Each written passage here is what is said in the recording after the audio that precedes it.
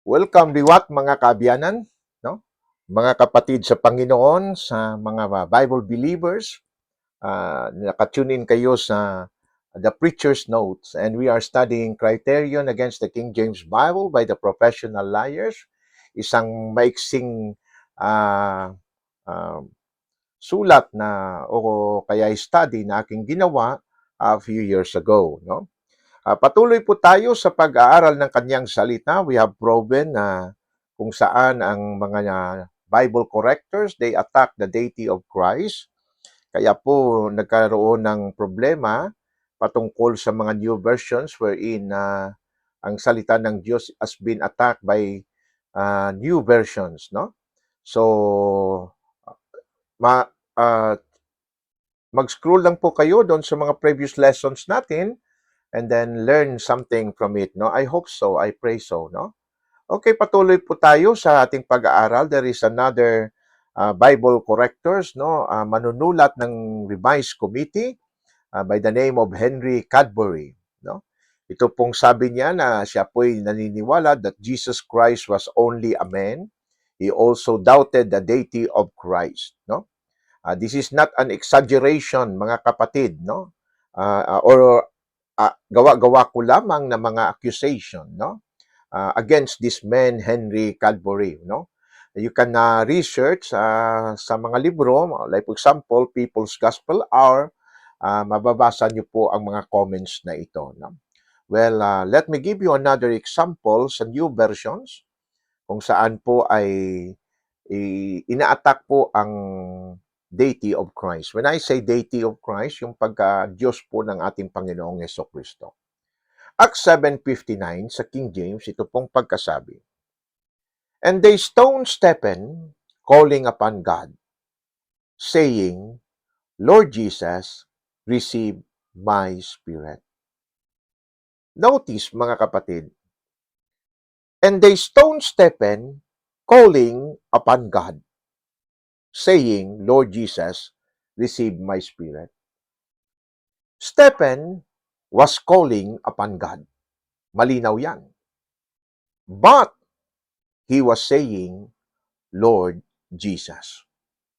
Therefore, the God whom Stephen was calling was the Lord Jesus Christ. Nakikita niyo ba yung turo ng salita ng Diyos? Stephen was calling upon God, saying, Lord Jesus. Now, notice sa New International Version, ito pong pagkasabi, NIV.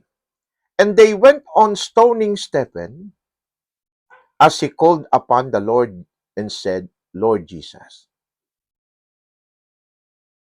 Sino daw tinatawag na Stephen? He called upon the Lord and said, Lord Jesus. Mayroon po bang proof diyan na God si Jesus sa NIV? Wala. And ASB, while they were stoning him, Stephen prayed, Lord Jesus, receive my spirit. Wala na ring proof na si Jesus ay God. Stephen was calling upon God, saying, Lord Jesus.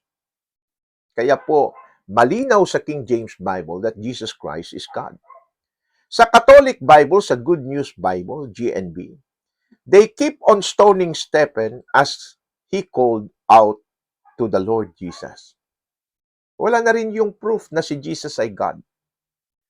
They keep on stoning Stephen as he called out to the Lord Jesus. Sa King James, and they stoned Stephen, calling upon God, saying, Lord Jesus, receive my spirit. New versions omit the word God. Can you just imagine?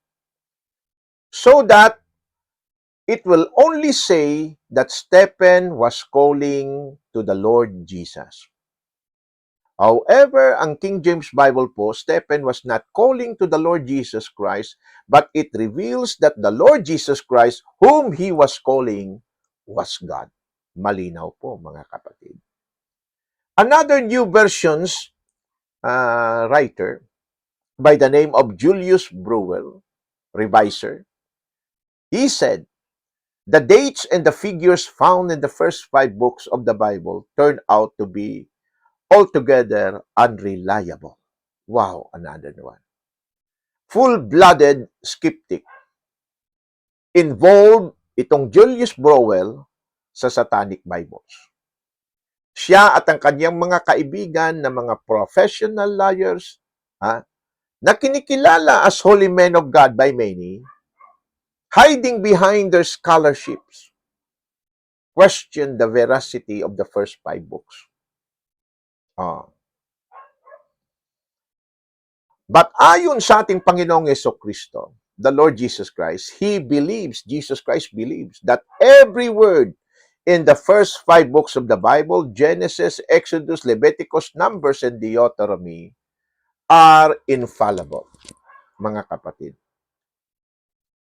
In Matthew 19, verse 4 to 5, the Lord Jesus Christ said, "Have you not read that he which made them at the beginning made them male and female?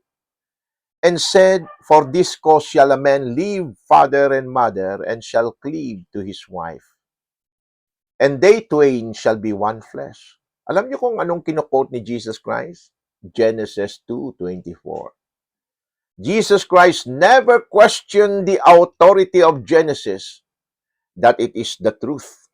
Why? Because it was reliable. Yung mga modern scholar lang naman ang nagda-doubt ng veracity ng first 5 book.